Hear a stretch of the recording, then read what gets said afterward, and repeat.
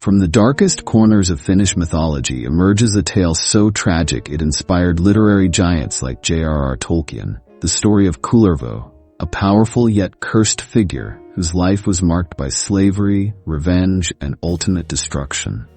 Born into a world of violence, Kullervo's story begins before his first breath. His family was massacred by his uncle Untamo, leaving only his pregnant mother alive.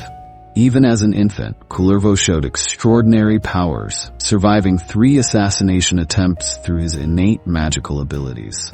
Raised in isolation and slavery, Kullervo's only comfort was an old knife, a memento from his murdered father. His life took an even darker turn when he was sold to the smith Ilmarinen, whose wife tormented the young slave mercilessly. When she baked stones into his bread, breaking his precious knife, Kullervo's revenge was swift and terrible. He transformed wolves and bears into cattle, which then tore her apart. But fate wasn't finished with Kullervo. In his wanderings, he encountered a beautiful maiden. Neither knew they were siblings, separated by war and tragedy. Upon discovering their terrible mistake, his sister threw herself into a rushing river, leaving Kullervo consumed by madness and guilt. Like a force of nature, Kullervo channeled his rage into revenge.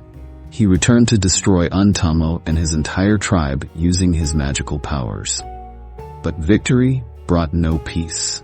In the end, Kullervo chose to fall upon his own sword, completing the cycle of tragedy that began before his birth. Kullervo's tale stands unique in Finnish mythology, not as a story of heroic triumph, but as a dark warning about the destructive power of revenge and the tragic consequences of childhood trauma.